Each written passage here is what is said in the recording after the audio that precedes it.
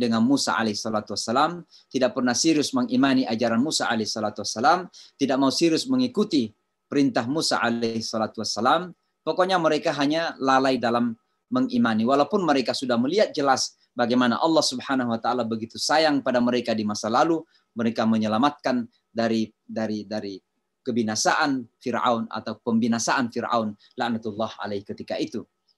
Nah, jadi ada perbedaan antara Bani Israel dan kata Yahudi itu. Nah, ini masih seputar kisah Bani Israel. Pada ayat lalu disebutkan kisah penyelewengan umat Musa alaihi salatu wassalam. Wa idh wa'adna Musa arba'ina lailatan thumma takhadtumul ijlah. Ya. Ketika kami, kata Allah Subhanahu wa taala, itu ayat sebelumnya ya, yang lalu kita pelajari. Ketika kami memberikan janji kepada Musa selama 40 malam. Jadi Musa alaihi salatu wassalam setelah selamat dari kejaran Fir'aun, itu kan sudah menyeberang ke arah ke tanah yang mengarah kepada Palestina. Tapi belum masuk ke dalam kota Yerusalem. Ya.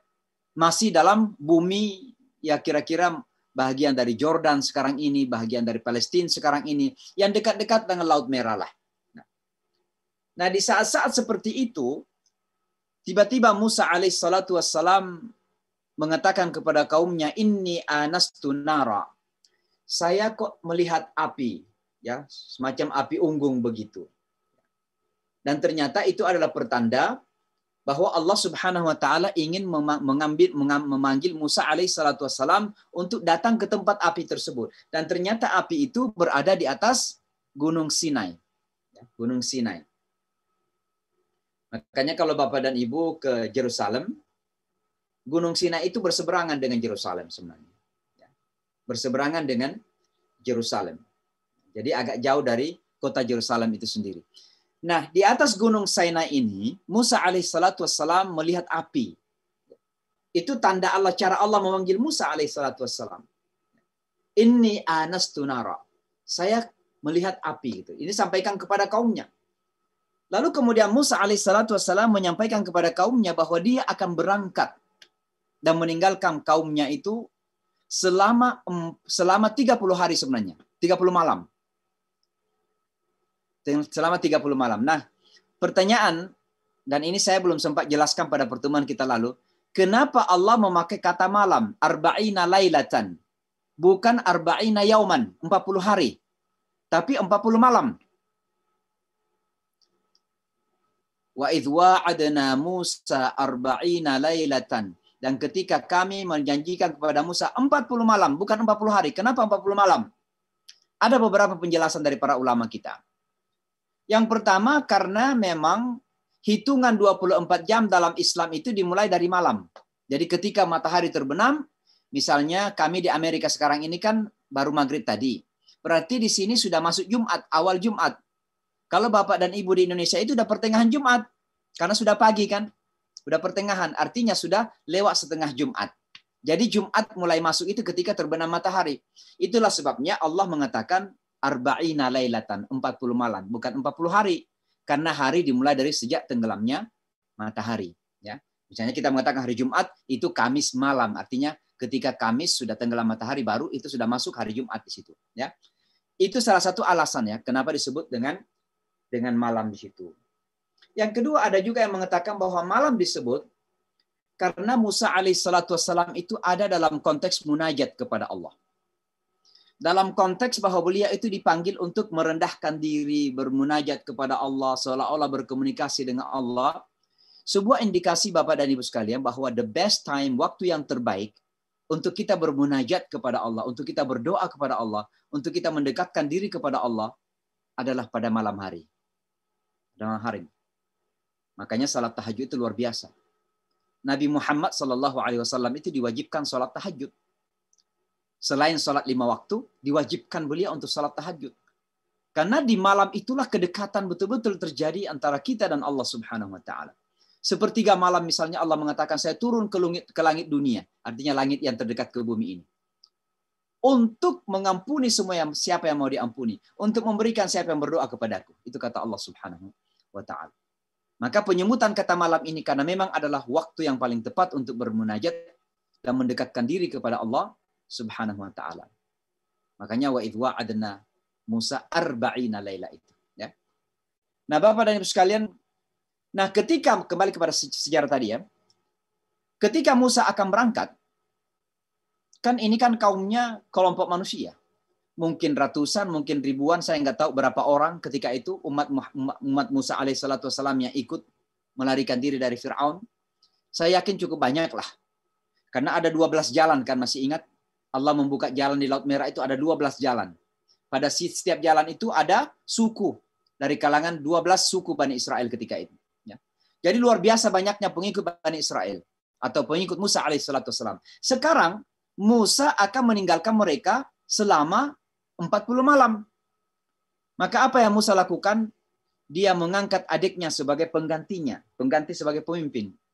Walaupun adiknya itu sudah diangkat oleh Allah sebagai nabi. Kita udah tahu cerita bagaimana Nabi Harun alaihissalatu wassalam diangkat menjadi nabi karena permintaan Musa alaihissalatu wassalam. Ketika Musa disuruh menghadap kepada Fir'aun, Musa merasa kurang pede, ya kurang confidence, self confidence. Kenapa? Karena Musa itu cadas berbicara. Masih ingat ketika dia makan api itu? Ya, ketika dia kecil, Fir'aun meletakkan di hadapannya ada emas, ada api, dia ambil api itu, dia kunyah api itu, maka lidahnya dia jadi pendek. Maka dia tidak bisa ngomong dengan jelas. Maka ketika diutus oleh Allah untuk pergi ke Fir'aun, dia katakan, ya Allah, angkatlah adikku bersamaku, utuslah adikku bersamaku. Karena sesungguhnya lidahku ini tidak bisa berbicara secara fasih. Itu bahasa Al-Quran. Maka Harun itu adalah nabi. Maka ketika Musa alaihissalatu wassalam ingin meninggalkan kaumnya untuk pergi ke Sinai, melihat api tadi itu, memenuhi panggilan Allah, dia mengangkat Harun alaihissalatu wassalam untuk menggantikannya sebagai kepala rombongan lah, kira-kira begitu. Bukan menggantikannya sebagai nabi, karena nabi tidak bisa digantikan. Tapi menggantinya sebagai kepala rombongan. Berangkatlah Musa alaihissalatu wassalam. Ternyata memang kaumnya luar biasa. Baru beberapa malam sudah mulai mengeluh. Kok kita ini tidak ada pimpinan. Kok kita ini kacau. Ya. Harun alaihissalatu wassalam dipandang enteng. Tidak mau diikutin. Puncaknya ketika sudah sampai kepada 30 malam. 30 malam. Karena memang sebenarnya panggilan awal kepada Musa itu 30 malam. Tapi ditambah lagi 10 malam. Ada ayat lain yang menyebutkan itu dalam Al-Quran. Nah, ketika sudah mencapai 30 malam, umat Nabi Musa mulai resah. Apa yang mereka lakukan? Tiba-tiba ada seseorang yang bernama Samiri. Samiri namanya. Dia adalah ahli sihir dan juga sesungguhnya orang yang ingin mencari-cari pengikut lah. Karena Nabi Musa alaihissalatu wassalam mulai ada karisma, mulai dihormati. Ya, ada orang-orang tertentu yang punya kedudukan sosial yang terkadang kurang enak, merasa kurang enak. Nah, ini terjadi di mana-mana ini. Kalau ada orang yang kemudian mulai dihormati, ada orang juga ingin dihormati, mulailah terjadi seperti itu. Ada yang mungkin dalam bahasa yang lebih vulgar ya, mulai ada hasad lah, ada dengki yang terjadi, sakit hati gitu. Maka Samir ini dia adalah seorang ahli sihir, mengatakan kepada mereka bahwa kumpulkan emasmu karena Musa ini sudah hilang. Musa sudah pergi dengan Tuhannya.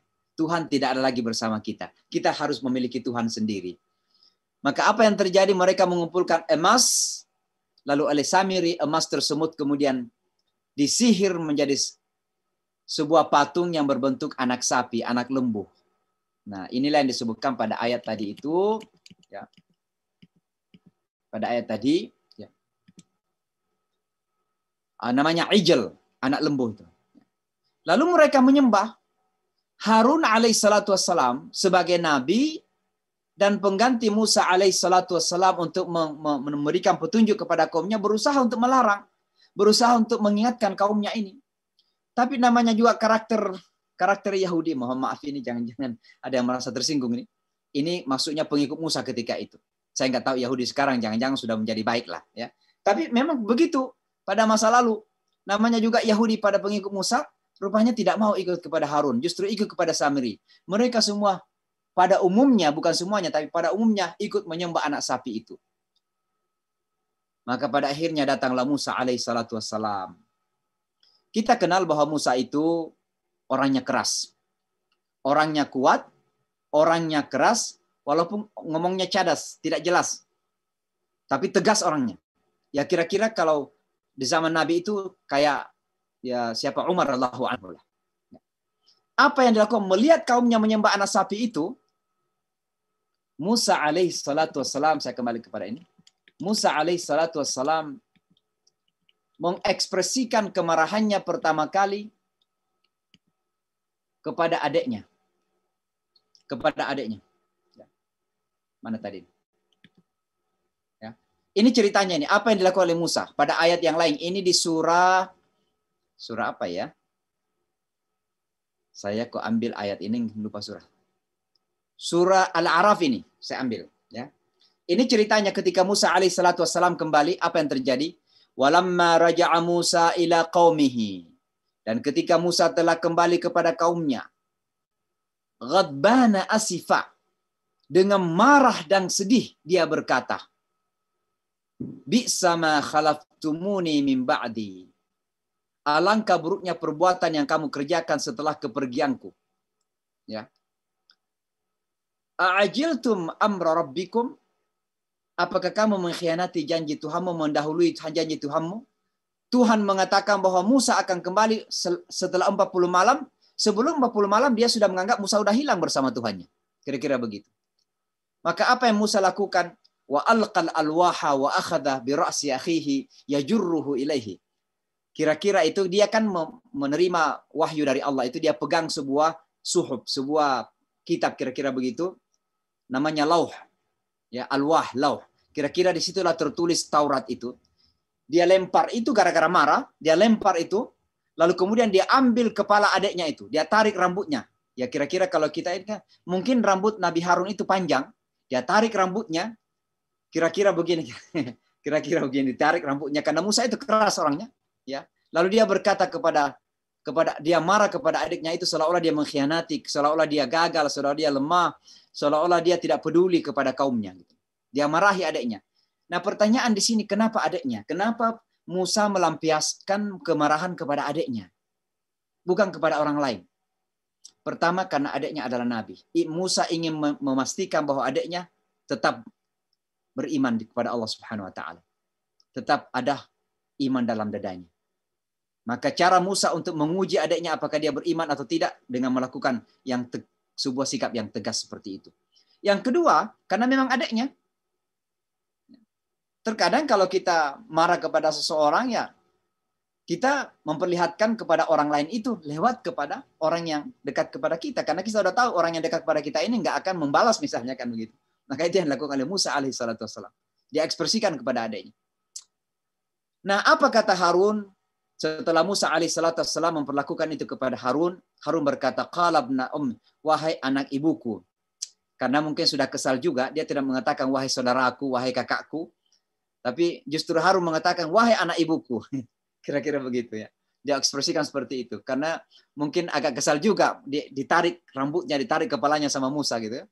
Innal qaumastad'afuni. Ini umat ini, kaum ini merendahkanku. Ya, menghinakanku. Wa kadu yaqtulunani. Bahkan hampir membunuhku wahai Musa. Wahai anak ibuku, wahai saudaraku maksudnya. Oke. Fala tushmi bi. Maka jangan engkau sakiti aku, kira-kira begitulah kata Harun alaihi salatu wassalam. Nah, singkat cerita Bapak dan Ibu sekalian, demikianlah kemarahan Musa alaihi salatu wassalam. Kalau kita melihat istilah ayat ini, ghadbana asifa, melempar suhuf itu, ya suhuf yang ada di tangannya dilempar itu. Demikian marahnya, kemudian menarik suhuf rambut saudaranya, lalu kemudian mengekspresikan kepada saudaranya kemarahan tersebut. Nah, setelah itu, kemudian Musa berkata kepada kaumnya, innakum zalamtum anfusakum bittikhatikumul ijla. Wahai kaumku, sesungguhnya engkau telah menzalimi diri kalian sendiri dengan mengambil anak lembu itu sebagai sembahan. Pertama, Musa mengingatkan bahwa melakukan hal seperti itu menzalimi diri sendiri. Ini pelajaran penting bagi kita Bapak dan Ibu bahwa dosa-dosa penyelewengan yang kita lakukan itu, jangan pernah berpikir bahwa kita menyakitin orang lain. Apalagi menyakitin Allah. Dosa yang kita lakukan itu adalah menyakiti diri sendiri. Kenapa?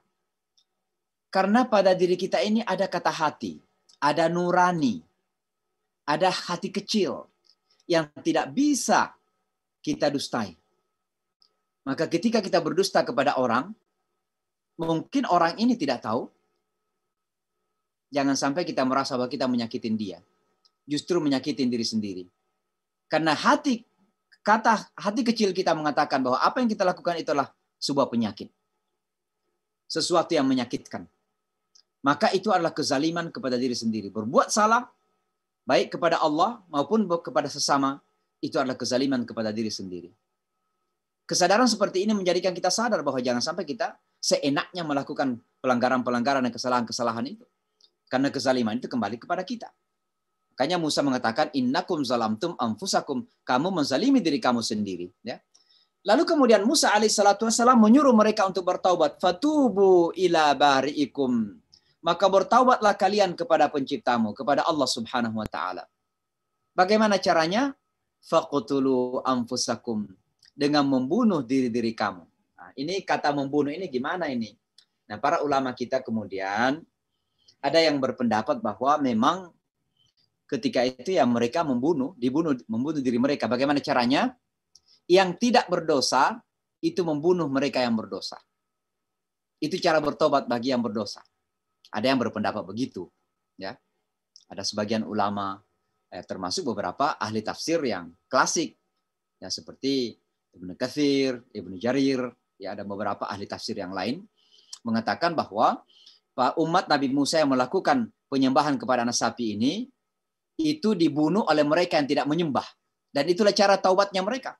Kalau tidak, mereka tidak diampuni oleh Allah Subhanahu wa taala. Ya. Ada juga yang mengatakan bahwa membunuh di sini adalah faqtulu anfusakum, bunuhlah diri-diri kamu. Maksudnya adalah bunuhlah egoisme nafsu. Karena kata anfus itu dari nafs. Nafsun, nafsani, anfus atau nufus, ya diri-diri, yang berarti hawa nafsu. Maka makna daripada bunuhlah diri kamu artinya matikan hawa nafsu yang cenderung melakukan pelanggaran, yang cenderung melakukan dosa-dosa itu, matikan itu, bunuh itu, lawan itu. Kira-kira demikian. Itu maksudnya Musa alaihissalatu wassalam. Maka pelajaran bagi kita adalah bahwa bertaubat itu memerlukan perjuangan. Dalam perjuangan itu terjadi peperangan. Dan peperangan itu kita harapkan bahwa kita memenangkan peperangan. Peperangan apa? Melawan hawa nafsu kita sendiri. Dengan cara apa? Dengan cara, kalau dalam istilah Musa bunuh, tentu kita bukan membunuh. Hawa nafsu tidak dibunuh, tapi dikontrol.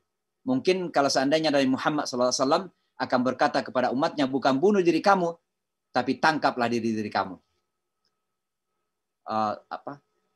Penjaralah diri-diri kamu. Ikatlah diri-diri kamu. Kontrollah diri-diri kamu. Mungkin kalau seandainya Muhammad SAW hidup. Nah, jadi yang diperlukan bagi kita untuk bertaubat kepada Allah Subhanahu wa taala adalah mengalahkan egoisme kita, mengalahkan nafsu amarah kita atau nafsu egoisme kita dengan cara apa? Berperang. Dan di situ terjadi peperangan. Ya, itulah sebabnya Rasulullah SAW mengatakan bahwa peperangan terbesar itu adalah peperangan kepada diri kita sendiri. Peperangan ke hawa nafsu kita sendiri. Nah, itulah Musa alaihissalam mengatakan kepada umatnya, faqtulu anfusakum dzalikum khairul lakum 'inda bari'ikum. Itu lebih baik di sisi Tuhanmu. Ya, mungkin di sisi kamu tidak baik. Karena hawa nafsu kita mengatakan bahwa kita ingin kaya raya, kita ingin terkenal, kita ingin kuat, kita ingin sukses, kita ingin dipuji. Itu hawa nafsu kita. Tapi Allah mengatakan harus dikalahkan itu. Kalau bagi umat Muhammad SAW silahkan kaya, silahkan kuat, silahkan terkenal, silahkan dipuji. Tapi jaga hati. Jaga ego. Jaga nafs. Jaga hawa nafsu. Kira-kira begitu, Bapak dan Ibu sekalian ya. Jadi taubat tidak mungkin akan terjadi kalau hawa nafsu kita masih liar. Taubat tidak mungkin akan bisa terjadi kalau hawa nafsu kita masih mengalahkan kita. Taubat tidak akan bisa jadi kalau hawa nafsu kita masih mengontrol kita, bukan kita yang mengontrol hawa nafsu kita. Nah, kalau ini dilakukan, maka Musa alaihissalatu wassalam mengatakan, fataba alaikum, pasti Allah akan memberikan taubat kepadamu. Ini fi'l madi ini. Setiap kata masa lalu dalam bahasa Arab, namanya fi'l madi, past tense dalam bahasa Inggris, atau kata kerja masa lalu, yang menggambarkan sesuatu masa depan, itu menunjukkan kepastian. Ingat kaidah ini, Bapak dan Ibu. Kalau ada kata kerja masa lalu yang menggambarkan masa depan dalam Al-Quran, maka itu artinya sesuatu yang pasti. Misalnya di sini fataba, bukan fayatubu, bukan yatubu, ya, tapi fataba, Allah. Seharusnya taba itu Allah mengampuni masa lalu. Padahal Musa mengungkapkan, kalau kamu membunuh diri kamu, membunuh hawa nafsu kamu, Allah akan mengampuni. Tapi kata akan mengampuni diekspresikan dengan kata kerja masa lalu. Artinya pasti Allah akan mengampuni kamu. Ya, ini kaidah dalam bahasa Al-Quran harus kita pahami begitu. Nah, fataba alaikum innahu huwat tawwabur rahim, karena sesungguhnya Allah itu Maha penerima taubat lagi Maha penyayang. Ya. Nah, ayat selanjutnya memperlihatkan pembangkangan yang luar biasa. Ini cerita yang terjadi sebenarnya sebelum kejadian yang ayat sebelumnya. Loh, kok bisa cerita disebutkan belakangan padahal terjadi sebelumnya? Karena memang sejarah dalam Al-Quran itu tidak berurutan. Misalnya sejarah Musa ketika dia lahir sampai dia melarikan diri dari Fir'aun sampai dia meninggal dunia, itu ceritanya itu berganti-ganti dalam Al-Quran. Terkadang yang kejadian masa lalu disebutkan kemudian, yang kejadian kemudian disebutkan duluan. Kenapa? Karena Al-Quran bukan buku sejarah. Al-Quran bukan buku sejarah. Al-Quran itu buku hidayah. Cuma saja dalam rangka untuk mendapatkan hidayah, ada beberapa aspek sejarah yang harus kita tahu. Ya. Jadi jangan pernah menyangka bahwa Al-Quran itu akan menyebutkan sejarah nabi-nabi sejak lahir sampai dia nikah, sampai dia dianggap menjadi nabi, punya anak, sampai dia meninggal dunia. Enggak demikian cara Al-Quran menyebutkan sejarah. Ya. Kenapa? Karena sekali lagi Al-Quran bukan buku sejarah, tapi Al-Quran mengandung sejarah untuk menyampaikan makna-makna atau wisdom, pelajaran-pelajaran yang banyak dari sejarah yang disebutkan dalam Al-Quran itu. Nah, ini kejadian lain lagi ini. Jadi ketika Musa alaihissalatu wassalam sudah sampai di daratan seberang, setelah melarikan diri dari Fir'aun, mereka menyaksikan Fir'aun tenggelam, tentaranya tenggelam, mereka sudah selamat. Lalu kemudian mulai berjalan. Ya, mulai berjalan untuk menuju kepada Yerusalem. Di tengah jalan, apa yang terjadi? Dia melihat sekelompok orang sedang menyembah patung. Mereka ini, Bani Israel, melihat sekelompok orang menyembah patung. Sementara mereka ini kan hatinya kosong sebenarnya. Merasa kok kita ini nggak punya Tuhan gitu. Sedangkan mereka orang itu punya Tuhan. Maka apa mereka katakan kepada Musa? Wa idh qultum ya Musa, dan ketika kalian berkata wahai Musa, lan nu'mina, kami tidak akan beriman hatta narallaha jahra, sampai kami melihat Allah dengan jelas di hadapan mata kami, secara fisik maksudnya. Secara fisik, bayangkan itu. Baru diselamatkan oleh Allah dari Fir'aun, tiba-tiba melihat orang punya patung-patung, dia merasa tidak punya Tuhan, tidak percaya kepada Musa bahwa Allah itu Tuhan yang tidak bisa kita lihat dengan mata kasar. Mereka mengatakan, nggak mungkin saya percaya kepada Tuhan itu kalau dia nggak memperlihatkan dirinya secara kasar gitu. Coba bayangkan, itu luar biasanya. Kalau mungkin memakai bahasa yang agak kasar, kurang ajarnya itu. Kurang ajarnya luar biasa itu. Ya. Maka apa yang terjadi? Fa'akhadatkumus sa'iqah. Kamu tiba-tiba ditimpa, dikena. Ditimpa atau diserang. Atau apa ya kira-kira bahasa yang baik ya. As-sa'iqah, halilintar. Ya. Maka disambar halilintar. Ya. Maka tiba-tiba mereka yang meminta Allah itu memperlihatkan dirinya secara kasar disambar halilintar. Ya. Dengan sambaran halilintar ini mereka semua termati. Atau kira-kira matilah kira-kira begitu. Binasa mungkin bahasa yang lain. Ya. Dan mereka menyaksikan itu. Peristiwa itu halilintar datang, kemudian mereka dikena, dan mereka mati semuanya. Ya. Dalam keadaan seperti itu, Musa alaihissalatu wassalam menganggap bahwa ini adalah cobaan bagi umatnya. Ini adalah ujian bagi umatnya. Ini bukan sebuah tindakan yang final dari Allah Subhanahu wa taala.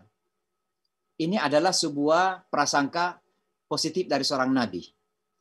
Ya. Lalu apa yang Allah lakukan? Tsumma afawna ankum min ba'di mautikum. Musa alaihissalatu wassalam berdoa kepada Allah Subhanahu wa taala agar umatnya ini diampuni.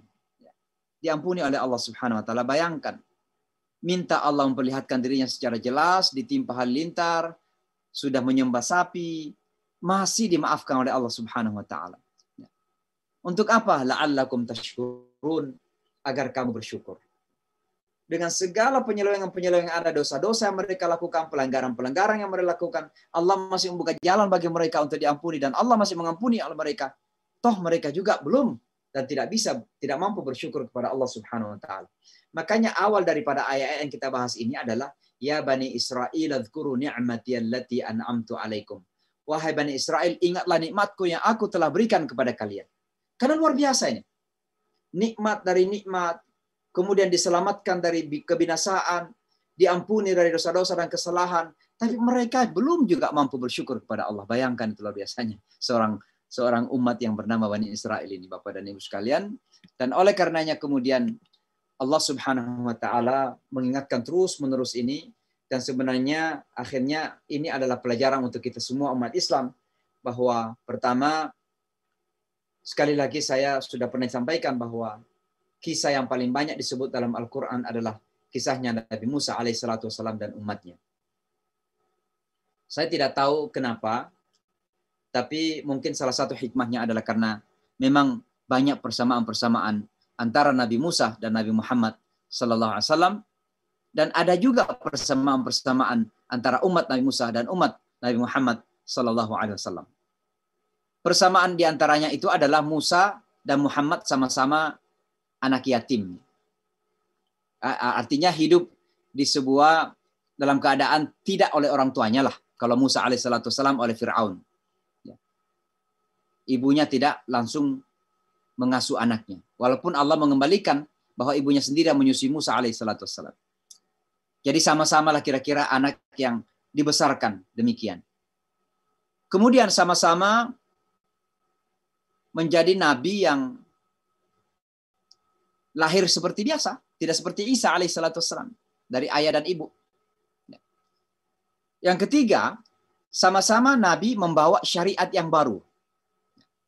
Karena Musa alaihissalatu wassalam itu kitab sucinya namanya Taurat. Bapak Ibu harus tahu Taurat itu artinya hukum. Taurat itu artinya hukum. Maka Musa itu membawa syariah, hukum-hukum. Sementara Isa itu hanya melanjutkan hukumnya Bani Israel. Karena Isa alaihissalatu wassalam tidak datang membawa agama baru dan tidak datang membawa syariah baru. Tidak ada agama baru karena agama semua sama sebenarnya. Inna dina indallahil Islam. Ya. Tapi Isa alaihissalatu wassalam tidak datang membawa syariah baru. Isa itu hanya datang melanjutkan syariahnya Musa alaihissalatu wassalam. Muhammad membawa syariah baru. Maka datanglah Al-Quran. Ya. Maka ada persamaan-persamaan antara Musa dan Muhammad SAW, dan antara kaum Musa dan kaum Muhammad SAW. Yang saya khawatirkan adalah jangan sampai persamaan ini adalah persamaan yang negatif gitu loh. Nah ini yang perlu kita hati-hati. Kalau persamaan positif ya alhamdulillah. Umat Nabi Musa ada syariah yang baru, umat Nabi Muhammad syariah yang baru. Tapi jangan sampai yang negatif-negatif ini. Tidak sungguh-sungguh ikut kepada nabinya. Penyelewengan-penyelewengan begitu mudah dilakukan. Bermain-main dengan hukum Allah Subhanahu wa taala. Disuruh tidak beraktivitas hari Sabtu, dia pasang itu jala di hari Senin sore gitu loh. Artinya tetap beraktivitas. Padahal larangannya sebenarnya tidak boleh, tapi dia siasatin gitu lah. Itu kan main-main dengan agama gitu. Nah, ini jangan sampai juga begitu kita sekarang ini. Disuruh puasa ya dengan 1001 alasan ya cari-cari agar tidak puasa gitu. Nah, ini kan jangan sampai terjadi seperti itu. Maka sekali lagi kisah-kisah yang ada dalam Al-Qur'an ini sungguhnya adalah peringatan bagi kita umat Islam pertama kali. Walaupun seolah-olah Allah berbicara kepada Bani Israel, ya Bani Israel, wahai Bani Israel. Tapi peringatannya adalah wahai umat Muhammad, wahai umat Islam, ambil pelajaran dari kisah Bani Israel ini. Ya. Mudah-mudahan Allah Subhanahu wa taala mengingatkan kita memberikan hidayah kepada kita selalu, dan kita kemudian selalu ingat-ingat akan hidayah Allah Subhanahu wa taala, selalu berupaya untuk membangun komitmen untuk ikut kepada hidayah Allah Subhanahu wa ta'ala. Saya kira demikian Bapak dan Ibu sekalian, saya teruskan ke bawah ini. Alhamdulillah Mudah-mudahan ada manfaatnya. Ini ada dari teman-teman Nusantara menyampaikan